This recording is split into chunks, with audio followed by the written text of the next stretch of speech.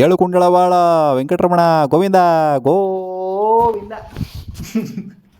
ಕರ್ಮೂತ್ ಕಾಂಡ ಹೋಗುರು.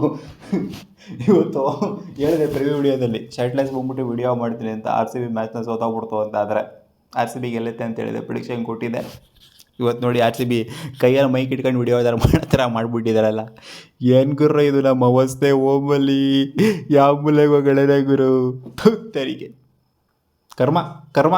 ಟಾಸೇ ಗೆಲ್ತಿಲ್ಲ ನಾವು. ಫಸ್ಟ್ ಆಫ್ ಆಲ್ ಹೋಮಲ್ಲಿ ಮ್ಯಾಚ್ ಗೆಲ್ಲೋದ್ರಲ್ಲಿ ಟಾಸು ಗೆಲ್ತಿಲ್ಲ, ಮ್ಯಾಚು ಗೆಲ್ತಿಲ್ಲ, ಏನೂ ಗೆಲ್ತಿಲ್ಲ, ಏನೂ ಆಗ್ತಿಲ್ಲ ನಮಗೆ ಹೋಮಲ್ಲಿ. ಇವತ್ತು ಮ್ಯಾಚ್ ಆಗದೇ ಇದ್ರೆ ಚೆನ್ನಾಗಿರ್ತಿತ್ತು ಅಂತ ಅನ್ನಿಸ್ತೈತೆ. ಇವಾಗ ಮಳೆ ಬಂದು ಉಣ್ಕೊಂಡು ಹೋಗಿದ್ರೆ ಚೆನ್ನಾಗಿದೆ. ಅಟ್ಲೀಸ್ಟ್ 1 ಪಾಯಿಂಟಾರು ಬಂದಿರೋದು. ಪಂಜಾಬ್ ಕಿಂಗ್ಸಿಗೆ 1 ಪಾಯಿಂಟ್ನ ದಾನ ಕೊಟ್ಟರು ಪರವಾಗಿಲ್ಲ, 1 ಪಾಯಿಂಟಾರು ಬಂದಿತ್ತು ಅಂತ ಅನ್ನಿಸ್ತೈತೆ. ಮ್ಯಾಚ್ ಸೋತಾಗ ಹಂಗೆ ಅನ್ಸಿದ್ದು. ಮ್ಯಾಚ್ ಗೆದ್ಬಿಟ್ಟಿದ್ರೆ ಏನೋ ಏನು ಇದು ಹಿಂಗೆ ಅಂತ ಅನ್ಸ್ಬಿಟ್ರದು. ಅದಾಗೋರು 3 ಹ್ಯಾಟ್ರಿಕ್ ಆಫ್ ಮ್ಯಾಚಸ್ನ ಸೋತಿದ್ದೀವಿ ಅಂತಂದರೆ ಹೋಮಲ್ಲಿ. ಈಚೆ 4 ಗೆದ್ದಿದ್ದೀವಿ, ಬಂದ್ಬಿಟ್ಟಿಲ್ಲಿ 3. ಏನೋ 1 ಮ್ಯಾಚ್ ಅಂದರೆ ಓಕೆ, 2 ಮ್ಯಾಚ್ ಅಂದರೆ ಓಕೆ. ಹ್ಯಾಟ್ರಿಕ್ ಆಫ್ ಮ್ಯಾಚಸ್ ಅಂದರೆ ಹೆಂಗೆ ಗುರು ತಡ್ಕೋಬೇಕು RCB ಫ್ಯಾನ್ಸ್ಗಳು. ಚಿನ್ನಸ್ವಾಮಿ ಸ್ಟೇಡಿಯಮ್ಗೆ ಹೋಗ್ತಾರಲ್ಲ ನೋಡೋದಕ್ಕೆ, ಅಷ್ಟಷ್ಟು ಕೊಟ್ಬಿಟ್ಟು ಕ್ಯಾಶ್ನ ಹೆಂಗೆ ತಡ್ಕೋಬೇಕು ಗುರು ಫ್ಯಾನ್ಸ್ಗಳು. ಕರ್ಮ ಕರ್ಮ. ಇವತ್ತು ಚೆನ್ನಾಗಿ ಆಡಲಿಲ್ವ RCB? ವರ್ಸ್ಟಾಗಿ ಆಡಿದ್ರು ಬ್ಯಾಟಿಂಗ್ನ, ಬೌಲಿಂಗ್ ಸಖತ್ತಾಗಿ ಮಾಡಿದ್ರು. ಒಪ್ಕೊಳ್ಳೇಬೇಕು, ಮೆಚ್ಕೊಳ್ಳೇಬೇಕು. ಪುಲ್ ಬ್ಯಾಕ್ ಮಾಡಿದ್ರು ಗೇಮ್ನ. ಟ್ವಿಸ್ಟು ಟರ್ನ್ಸು ಎಲ್ಲ ತೊಗೊಂಬಂದ್ರು ಮ್ಯಾಚಲ್ಲಿ. ಏನಾರು ಆಗ್ಬೋದು ಅನ್ನೋ ಥರ ಕ್ಯೂರಿಯಾಸಿಟಿನ ಹುಟ್ಟಾಕಿದ್ರು. ಇವತ್ತು ನಾನಂತೂ ಪ್ರಾಮಿಸ್ ಮಾಡಿದ್ದೀನಿ ಗುರು ನಿಮಗೆ, ಚಾಲೆಂಜು ನಾನು ಒಪ್ಕೊಂಡಿದ್ದೀನಿ. ಶರ್ಟ್ಲೆಸ್ ಮಾಡ್ತಾಯಿದ್ದೀನಿ. ಆಮೇಲೆಲ್ಲ ಕಮೆಂಟ್ ಸೆಕ್ಷನ್ ಮುಗಿಬೇಡಿ, ಎಲ್ಲ ಹಾಕ್ಕೊಂಡೇ ಮಾಡ್ತಾಯಿದ್ದೀನಿ, ಕೆಳಗೆಲ್ಲ ಹಾಕ್ಕೊಂಡಿದ್ದೀನಿ. ಕರ್ಮ ಹೋಗಪ್ಪ. ನಾನು ಈ ಥರ ಒಂದು ವಿಡಿಯೋ ಮಾಡ್ತೀನಿ ಅಂತ ಅನ್ಕೊಂಡಿರೋ, RCB ಪಕ್ಕ ಗೆಲ್ತಾರೆ ಅಂತ ಅಂದ್ಕೊಂಡಿದ್ದೆ. ಅದಕ್ಕೋಸ್ಕರ ಆ ಪಾರ್ಟಿ ಕಾನ್ಫಿಡೆನ್ಸಲ್ಲಿ ಶರ್ಟ್ಲೆಸ್ ವಿಡಿಯೋ ಮಾಡ್ತೀನಿ ಅಂತ ಹೇಳಿದ್ದೆ. ಕರ್ಮ ಹೋಗು. ಟಾಸ್ ಇನ್ನೇನು ಅವರೇ ಅಲ್ವಾ ಗೆದ್ದಿದ್ದು. ಮ್ಯಾಚ್ ಆಟ ಹಾಕಿದ್ದೆ ಡಿಲೇ. ಇವತ್ತು ಅದೇ ಹೇಳಿದ್ನಲ್ಲ, ಮ್ಯಾಚ್ ಆಟ ಆಗಿಲ್ಲಂದರೆ ಚೆನ್ನಾಗಿರೋದು ಅಂತ. ಟಾಸ್ ಗೆದ್ರು ಪಂಜಾಬ್ ಕಿಂಗ್ಸರು ಬ್ಯಾಟಿಂಗ್ ಮಾಡ್ತೀವಿ ಅಂತ ಹೇಳಿದ್ರು. 14 ಓವರ್ಗೆ ರೆಡ್ಯೂಸ್ ಆಗಿತ್ತು ಗೇಮು. ಆ್ಯಂಡ್ ಸೀನ್ ಎಲ್ಲ ಕಂಪ್ಲೀಟ್ಲಿ ಡಿಫ್ರೆಂಟಾಗಿ ಕಾಣಿಸ್ಕೊಂಡಿದ್ದು. ಅಲ್ಲ ಗುರು, ಚಿನ್ನಸ್ವಾಮಿ ಸ್ಟೇಡಿಯಮ್ಗೆ ಏನಾಗಿದೆ, ವಾಂಕಡೆ ಸ್ಟೇಡಿಯಮ್ಗೆ ಏನಾಗಿದೆ, ಎರಡೂ ವೆನ್ಯೂಲೂ ಮುಂಚೆ ಹೆಂಗೆ ಎಕ್ಸ್ಪೆಕ್ಟೇಷನ್. ಏನೋ ನಜ್ಜಿ ಮುಟ್ಟಿದ್ದೆಲ್ಲ ಡಮಾಲ್ ಡಿಮಿಲ್, ಮುಟ್ಟಿದ್ದೆಲ್ಲ 6, 4. ನಜ್ಜಿ ಡಿಫೆನ್ಸ್ ಆಡಿದ್ರೆ ಸಾಕು 6 ಹೋಗ್ಬಿಟ್ರದು. ಬಟ್ ಇಲ್ಲಿ ನೋಡ್ತು ಅಂತಂದರೆ ರೊಚ್ಚಿಗೆ ಅದು ಹೊಡೆಯೋಕೆ ಹೋಯ್ತು ಅಂದರೆ ಎಲ್ಲ ಔಟ್ ಆಗ್ತಾಯಿದ್ರಲ್ಲ. ಎಲ್ಲ ಲೀಡಿಂಗ್ ಏಡ್ಸ್ ಗಾನ್ ಕೇಸ್. ಸಿಮ್ಮಿಲರಾಗಿ ಲಾಸ್ಟ್ ಮ್ಯಾಚನ್ನು ಕೂಡ ಇದೇ ಥರನೇ ಔಟ್ ಆಗಿದ್ರು. ಎಲ್ಲ ಲೀಡಿಂಗ್ ಏಡ್ಸು ನಮ್ಮ RCB ಬ್ಯಾಟ್ರಸ್ಗಳು. ಫಿಲ್ ಸಾಲ್ಟು ಏನೋ ಫಸ್ಟ್ ಬಾಲ್ ಏನೋ 4 ಹೊಡೆದ್ರು. ಏನು ಗುರು ಫಿಲ್ ಸಾಲ್ಟ್, ಅಯ್ಯೋ ನಜ್ಜಿನ್ ನೆಕ್ಸ್ಟ್ ಲೆವೆಲ್ ತೊಗೊಂಡೋಗ್ತಾರೆ ಮ್ಯಾಚ್ ಅಂತ ಅನ್ಕೊಳ್ಳೋ ಅಷ್ಟಲ್ಲಿ ಪಟಾರನಾಗ ಔಟ್ ಆಗ್ಬಿಡೋದಾಗರು. ಹರ್ಷದೀಪ್ ಸಿಂಗು ಇಬ್ಬರು ಓಪನರ್ಸು ಮನೆಗೆ ಕಳಿಸಿದ್ದಲ್ಲಿ ಇಬ್ಬರು ಕೂಡ ಒಂಥರ ಲೀಡಿಂಗ್ ಏಡ್ಸ್ ಹೊಡ್ಕೊಂಡೇ ಔಟ್ ಆಗಿದ್ದು. ಎಲ್ಲರೂ ಆಲ್ಮೋಸ್ಟ್ ಏನಮ್ಮ ತೊಗೊಂಡು ನೋಡ್ತು ಅಂತಂದರೆ ಎಲ್ಲ ಮೆಚಾರಿಟಿ ಆಫ್ ದ ವಿಕೆಟ್ಸ್ ಬಿದ್ದಿರೋದು. ಲಾಸ್ಟ್ ಮ್ಯಾಚ್ ಯಾವ ಥರ ಲೀಡಿಂಗ್ ಏಡ್ಸ್ ಆಗಿತ್ತೋ ಈ ಮ್ಯಾಚ್ನು ಕೂಡ ಅದೇ ಥರ ಲೀಡಿಂಗ್ ಏಡ್ಸ್ ಆಗಿಬಿಟ್ಟೆ ಔಟ್ ಆಗಿರೋದು. ಹರ್ಷದೀಪ್ ಸಿಂಗು ಇಬ್ಬರು ವಿಕೆಟ್ನು ಎತ್ತಿದ್ದಾನೆ. ವಿರಾಟ್ ಕೊಹ್ಲಿನೂ ಗಾನ್ ಕೇಸು, ಈ ಕಡೆಯಿಂದ ಫಿಲ್ ಸಾಲ್ಟ್ನು ಕೂಡ ಗಾನ್ ಕೇಸು. ಪವರ್ಪ್ಲೇಲ್ಲೇ 3 ವಿಕೆಟ್ ಡಮಾರು ನಮ್ಮ RCBದು. ಅಲ್ಲಿ 3 ವಿಕೆಟ್ ಡಮಾರು, 26 ರನ್ ಹೊಡೆದಿರೋ ಪವರ್ಪ್ಲೇಲಿ. ಇವತ್ತು ಕರ್ಮಕ್ಕೆ ದೇವದತ್ ಪಡಿಕಲ್ನ ಬೇರೆ ಆಡಿಸಿಲ್ಲ. ಅಲ್ಲಿ ಏನೋ ಅಮ್ರಾಮರಿ ಮಾಡ್ಬಿಡ್ತೆ, ಇಲ್ಲ 14 ಓವರ್ ಅಷ್ಟೇ ಇರೋದಪ್ಪ, ಬ್ಯಾಟರ್ ಸ್ಟಾರ್ಟ್ ಆಡ್ಬಿಡೋಣ ಅಂತ ಅಲ್ಲಿ ಕರ್ಸೋದ್ರಲ್ಲಿ. ಇಂಪ್ಯಾಕ್ಟ್ ಪ್ಲೇ ಬಾರಪ್ಪ ಚಿನ್ನ ಇಲ್ಲಿ ಅಂತ. DDPನ ಆಡಿಸಿದ್ರೆ ಆಗಿರೋದಾ? DDP ಅಟ್ಲೀಸ್ಟ್ ಲಾಸ್ಟ್ ಮ್ಯಾಚ್ ಮೆಸ್ತಾಗ ಆಡಿದ್ರ, ಏನಾರು ಅವ್ನು ಮಾಡೋತಿದ್ರ ಹೋಮ್ ಗ್ರೌಂಡಲ್ಲಿ. ಏನೇನೋ ಪ್ಲಾಯ್ನ ಇಂಪ್ಲಿಮೆಂಟ್ ಮಾಡೋಕೆ ಹೋದ್ರು. ಎಲ್ಲ ಕಾಲೆಲ್ಲ ಮೇಲೆ ಕೆತ್ಕೊಬಿಟ್ರು ಇವತ್ತು ನಮ್ಮ RCB ಅವರು. DDP ಲಾಸ್ಟ್ ಮ್ಯಾಚ್ ಎಲ್ಲ ಚೆನ್ನಾಗಿ ಆಡಿಲ್ಲ, RCB ಹೋಮ್ ವೆನ್ಯೂಲಿ ಎಲ್ಲೂ ಆಡಲ್ಲ ಅಂತ ಕೂರಿಸ್ಬಿಟ್ಟಿದ್ರು. ಎಲ್ಲಿ ನೋಡ್ತು ಅಂದರೆ ಅಲ್ಲಿ ಲಿಯಾಮ್ ಲಿವಿಂಗ್ಸ್ಟನ್ ಕೂರಿಸ್ರಿ. ಫಸ್ಟು ಲಿಯಾಮ್ ಲಿವಿಂಗ್ಸ್ಟನ್ನ ಕೂರಿಸ್ರಿ. ಏನು ಆಡ್ತಾವ್ರು ಇವರು ಲಿಯಾಮ್ ಲಿವಿಂಗ್ಸ್ಟನು? ತಲೆಯಲ್ಲಿ ಏನಾರು ಸ್ವಲ್ಪನಾದರೂ ಐತಾ? ಅವ್ರು ಔಟ್ ಆಗೋಂಥ ರೀತಿಗಳು ಎಲ್ಲ ಮ್ಯಾಚು ನನಗೆ ನಿಜವಾಗ್ಲೂ. ಮ್ಯಾಕ್ಸ್ವೆಲ್ ಹೋದ ವರ್ಷ ಹೆಂಗೆ ಔಟ್ ಆಗ್ತಿದ್ರೋ ಈ ಸಲ ಸಿಮಿಲರಾಗಿ ಇದೇ ಥರನೇ ಅದೇ ಪ್ಯಾಟ್ರನ್ನ ಫಾಲೋ ಮಾಡಿದ್ರು. ಯಾರು ಅಂದರೆ ಲಿಯಾಮ್ ಲಿವಿಂಗ್ಸ್ಟನು. ಈ ಕಡೆಯಿಂದ ಚಾಲ್ ಭಯ ಬಂದ್ಬಿಟ್ಟು ಎಲ್ಲರಿಗೂ 2 ವಿಕೆಟ್ ಬಿದ್ದಾವೆಲ್ಲ ಗುರು. ಆ ಬ್ರಾಸ್ಲೆಟ್ಗೆ ಬಿಡ್ತು ಅಂದರೆ ಅವ್ರೊಂದು ವಿಕೆಟ್ ಇದ್ದಿದ್ದಾರೆ. ಎಲ್ಲರಿಗೂ ಮಾಡಿದವ್ರಿಗೆಲ್ಲ ವಿಕೆಟ್ಸ್ ಬಿದ್ದಿದೆ ಅವ್ರ ಕಡೆ. ಮಿಕ್ದವ್ರಿಗೆಲ್ಲ 2 ವಿಕೆಟ್ ಬಿದ್ದಿದೆ. ಕಾಸ್ಟ್ಲಿ ಆಗಿರೋದು ಸ್ವಲ್ಪ ಅಂದರೆ ಹರ್ಪ್ರೀತ್ ಬ್ರಾರ್ ಅವ್ರದ್ದು ಲಾಸ್ಟ್ ಓವರ್ ಹೊಡಿಸ್ಕೊಂಡಿದ್ದು 21 ರನ್ನು. ಅದನ್ನು ಬಿಡ್ತು ಅಂದರೆ ಎಲ್ಲರೂ ಚಿಂದಂಥ ಬೌಲಿಂಗು. ಚಹಲ್ ಜೊತೆಗೆ ಮಾರ್ಕೋ ಆ್ಯನ್ಸನ್ ಮಾಡಿರೋಂಥ ಬೌಲಿಂಗ್ 3 ಓವರ್ 10 ರನ್ಗೂ ಮಾರ್ಕೋ ಆ್ಯನ್ಸನು ಎಂಥ ಸ್ಪೆಲ್ಲು ಹಾಕಿದ್ದಾರೆ ಮಾರ್ಕೋ ಆ್ಯನ್ಸನು. ಚಹಲು ಕೂಡ ಅಷ್ಟೇ RCB ಪ್ಲೇಯರ್ನ ಉಣಿಸ್ಬಿಟ್ರು. 2 ವಿಕೆಟ್ ಕ್ರೂಷಿಯಲ್ ವಿಕೆಟ್ನ ಎತ್ಬಿಟ್ಟಲ್ಲಿ. ಜಿತೇಶ್ ಶರ್ಮಾನು ಕೂಡ ಗಾನ್ ಕೇಸು. ಅಲ್ಲಿ ಬರ್ತಾ ಇದ್ದಂಗೆ ನನಗೆ ಏನು ಕಿತ್ಬಿಟ್ಟು ಹಾಕೋಕ್ಕಾಗಲಿಲ್ಲ ಅಲ್ಲಿ. ಪಾಪ ನಮ್ಮ ಟೀಮ್ ಡೇವಿಡ್ ಚಿಂದಂಥ ಬ್ಯಾಟರ್ ಹೋಗರು. ಟೀಮ್ ಡೇವಿಡ್ನ ಹಮ್ಮಿಕೊಂಬಿಟ್ಟು ಇವರು ಲಿವಿಂಗ್ಸ್ಟನ್ ಪವಿಂಗ್ಸ್ಟನ್ ಬರ್ತಾರಲ್ಲ, ಉಗಿದಟ್ಬಿಟ್ಟು ಟೀಮ್ ಡೇವಿಡ್ನ ಸ್ವಲ್ಪ ಅಪ್ ದ ಆರ್ಡ್ರ್ ಪ್ರಮೋಟ್ ಮಾಡಿರಿ, ಇನ್ನೊಂದು ಸ್ವಲ್ಪ ರನ್ಸಾರು ಹೊಡಿತಾರೆ. ನಿಜವಾಗ್ಲೂ ಅವರು ಲಾಸ್ಟ್ 2 ಓವರ್ ಹೊಡೆಯುವಂಥದ್ದು ಸ್ಕೋರ್ನ. ಇರೋ ಓವರ್ ಸ್ಕೋರ್ನ ಲಾಸ್ಟ್ 2 ಓವರ್ ಹೊಡಿತಾರೆ. ನಿಧಾನಕ್ಕೆ ಸ್ಟಾರ್ಟ್ ಮಾಡಿದ್ದು ಟೀಮ್ ಡೇವಿಡು. ಏನು ಅಗ್ರೆಸಿವ್ ಆಗಿ ಏನು ಆಡಿಲ್ಲ.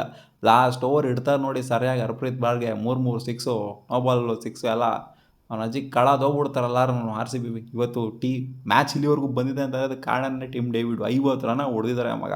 ಅಲ್ಲಿ ಬಂದ್ಬಿಟ್ಟು ಅಲ್ಲಿ ಬಾಟಮಲ್ಲಿ ಬಂದ್ಬಿಟ್ಟು 50 ರನ್ ಹೊಡೆದಿದ್ದಾರೆ. ಎಂಥ ಪರ್ಫಾರ್ಮೆನ್ಸ್ ಕೊಟ್ಟಿದ್ದು ಇವತ್ತು.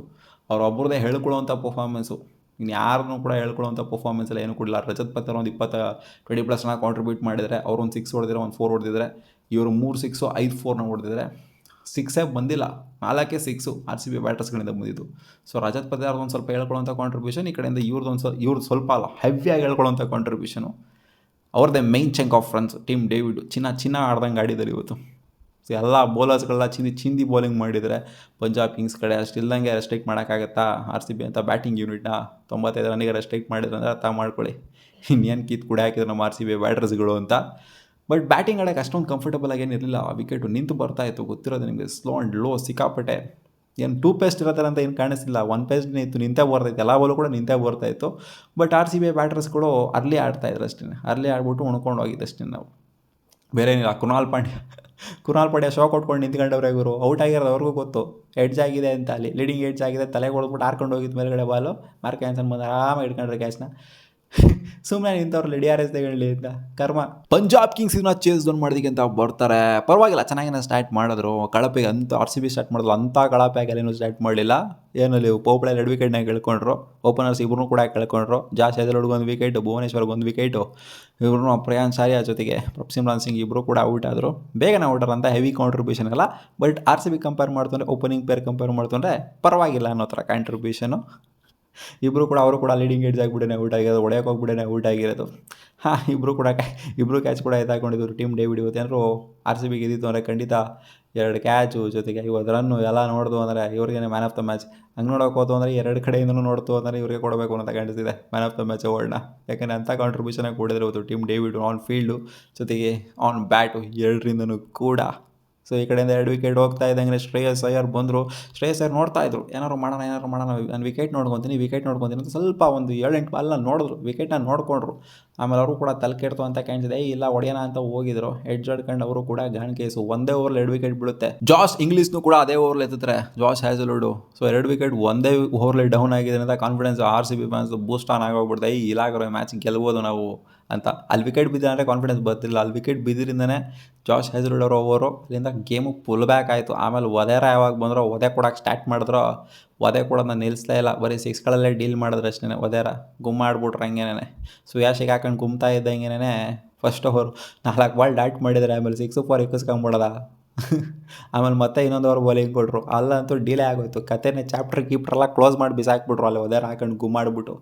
ಸುಯಾಶ್ ನಾಯಿ ಇಕ್ಕಿಸ್ಕೊಂಡ್ರು ಅಷ್ಟೇ ಬೇಸಿಕಲಿ, ಬೇರೆ ಏನೂ ಇಲ್ಲ.